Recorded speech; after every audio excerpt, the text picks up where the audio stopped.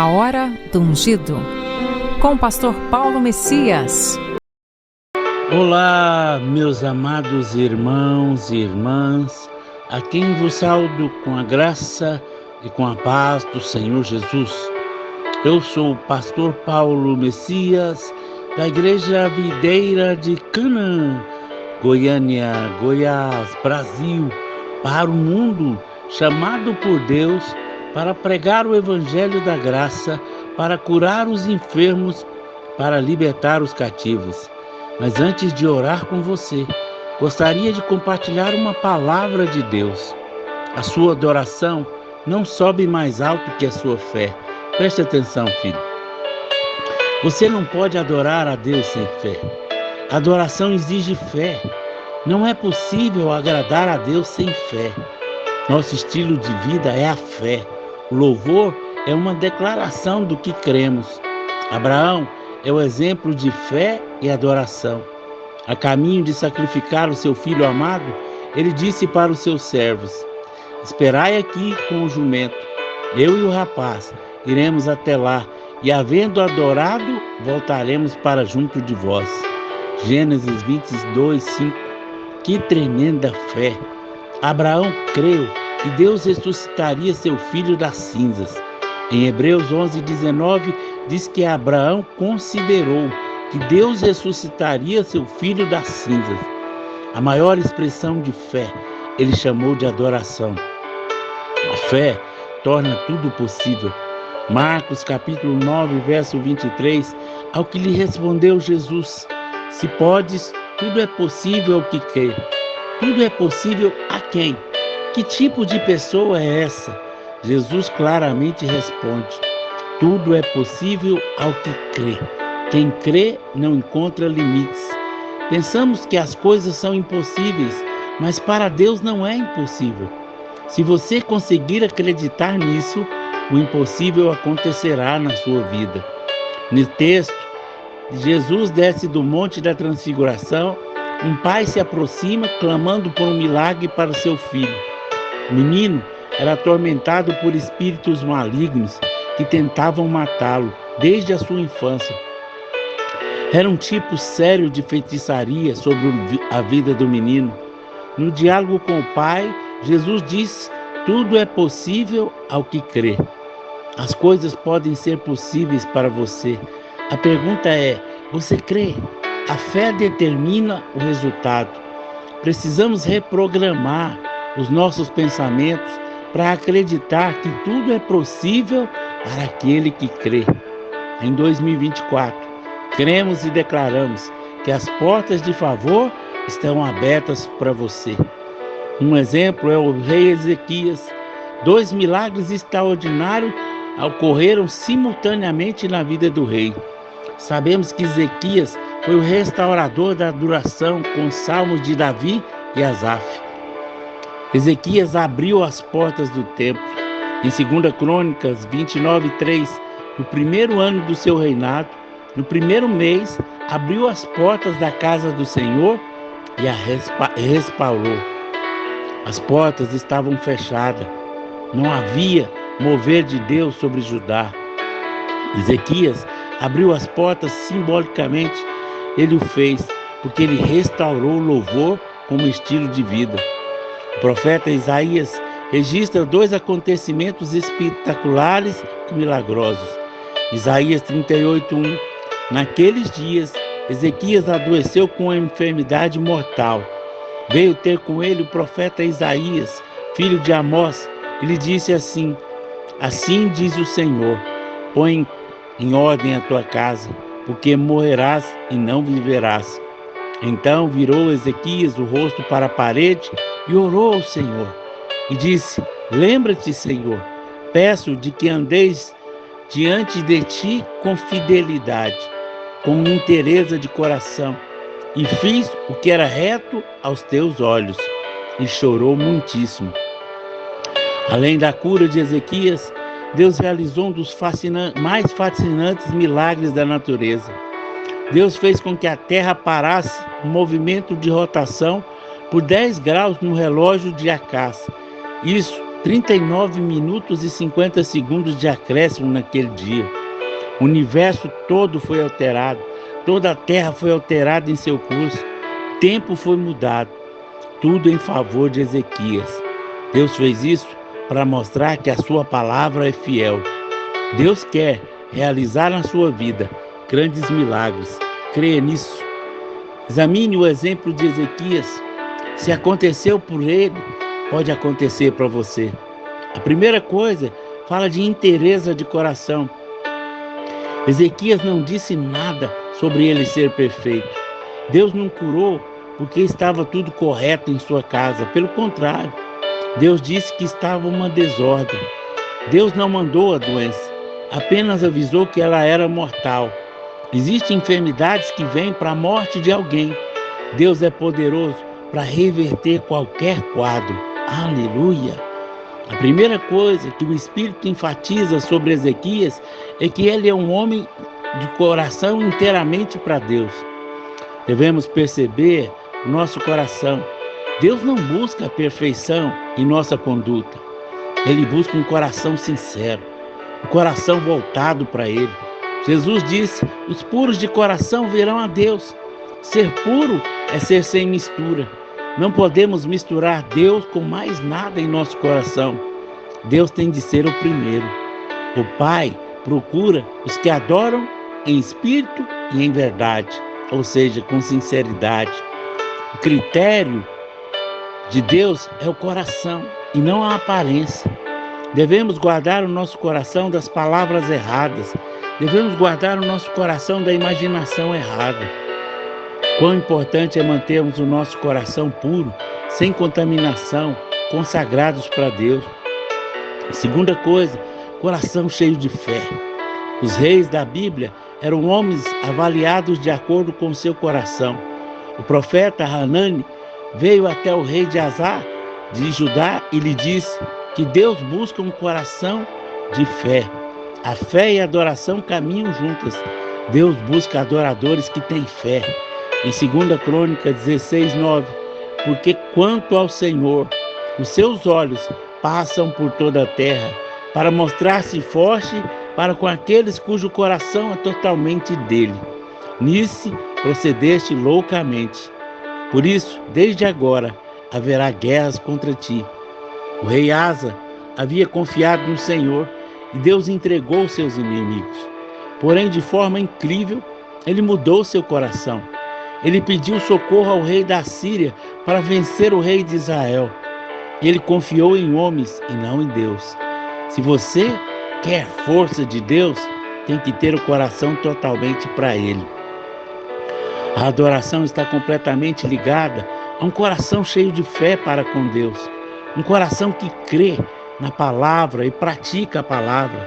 Um coração perverso para Deus é um coração incrédulo. Tende cuidado, irmãos. Jamais aconteça de haver qualquer de vós perverso coração de incredulidade, que vos afaste de Deus, do Deus vivo. Hebreus 3:12. Adoramos em plena certeza de fé. Hebreus 10:22. Mesmo que a sua casa esteja em desordem, mesmo que você tenha falhado, se o seu coração for inteiramente para Deus, Ele o achará. Existem 3 tipos de filhos diante de Deus. Aqueles que têm o coração na obra, são os que fazem as coisas e se alegram por isso. Eles promovem grandes coisas. Seu foco é o ministério. Isso é bom. Aqueles que procuram a glória para si mesmo, eles fazem porque desejam ser vistos pelos homens. Isso é ruim. E por fim, existem aqueles que fazem o que fazem porque o seu coração é para o Rei Jesus. Existem 3 tipos que podem ser vistos nos valentes de Davi. Somente 3 dos valentes tinham coração para o rei Davi. Quando Davi desejou beber das águas de Belém, esses homens arriscaram a própria vida para satisfazê-lo. Davi é uma figura de Jesus. Quem arriscaria a vida para satisfazer um desejo tão simples como esse? Quem é fiel no pouco, será sobre o muito. Pastor, como manter um coração puro e sensível? Jesus conta a parábola do semeador e nela aponta 4 tipos de coração. À beira do caminho é aquele que ouve a palavra, porém divide a sua atenção com os acontecimentos. Seus pensamentos desviam, não há paixão pela palavra de Deus. Falta de profundidade é aquele que tem conhecimento superficial, de alegria passageira, sem compromisso, raso nas suas palavras. Falta de consagração é aquele que se envolve com a fascinação pela riqueza do mundo. Não é generoso, vive ansioso. Coração puro, recebe a palavra e frutifica. O fruto é a definição do coração. Voltar o rosto para a parede. Então virou Ezequias o rosto para a parede e orou ao Senhor. O que significa isso, pastor? Significa que ele desviou o olhar do homem. A razão pela qual alguns não obtiveram resultado é porque continuam olhando para o homem em busca de resultado. Você tem que desviar o olhar de tudo e todos e olhar firmemente para Jesus e para a sua palavra. Ezequias desviou o olhar do maior profeta que estava diante dele, Isaías. Ele desviou o olhar das suas próprias emoções. Ele desviou o olhar dos sintomas da doença. Ele desviou o olhar dos próprios sofrimentos. Ele desviou o olhar dos parentes compassivos. Ele desviou o olhar da capacidade da medicina. Ele virou o rosto para a parede. E com o rosto voltado para a parede, Ezequias só podia ver uma coisa: Deus. Lembre-se de Pedro. Ao desviar o olhar de Jesus, ele afundou nas águas. Enquanto olhava para Jesus, ele tinha fé e andava sobre as águas. Em seu tempo a sós com Deus, olhe para Jesus, olhe para a sua palavra, olhe para as suas promessas. Você será semelhante a quem contempla. Desviar o rosto para a parede significa desviar o rosto de tudo que está ligado ao raciocínio humano. No livro O Grande Médico, Lillian B. conta que o famoso pregador inglês, Dr. Joseph Parker, estava cruzando o Oceano Atlântico num navio para ministrar nos Estados Unidos. Alguns jovens a bordo estavam ansiosos para conhecê-lo. Dr. Parker estava sentado por horas no deck, contemplando a vasta extensão de águas. Ele parecia não estar consciente do que cercava. Finalmente, um jovem se aproximou e perguntou: "O que o senhor está vendo lá?" Dr. Parker respondeu sem querer virar a cabeça: "Nada a não ser Deus, a não ser Deus." Se você deseja observar resultados, firme o seu olhar, sua consideração e seus pensamentos em Jesus. Seu bem mais valioso em lugar secreto é ver e ouvir Jesus. Vivemos nos últimos dias. Jesus disse para não ter medo de guerras, terremotos, pestes e coisas ruins. Ele disse-nos: exulte e erguei a vossa cabeça, porque a vossa redenção se aproxima. Lucas 21, 28. Jesus mandou que nos alegrássemos à medida que os problemas aumentam. A maneira de fazer isso é olhar para cima e saber que está vindo a completa redenção.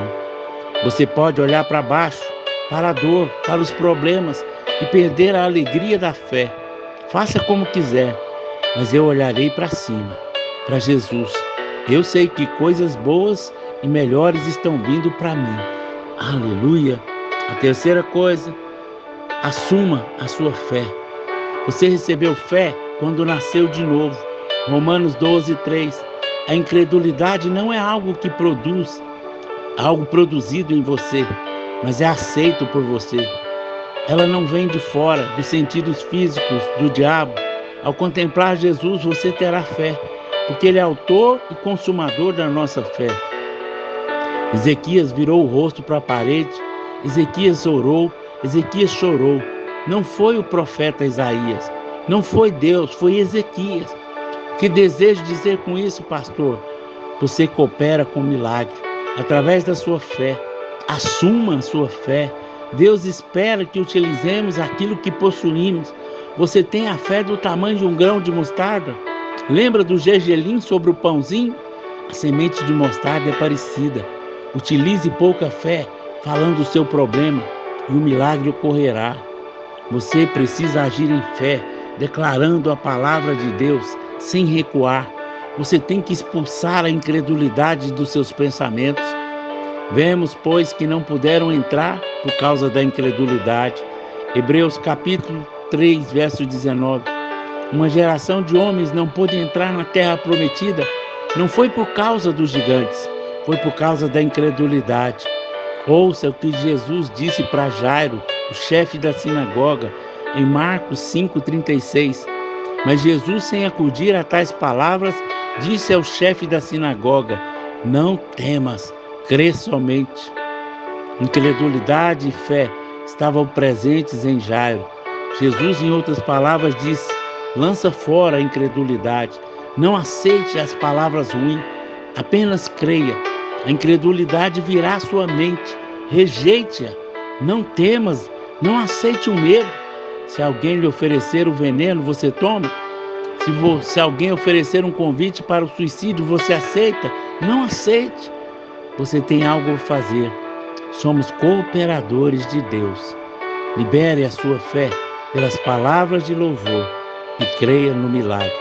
Amém, amém e amém.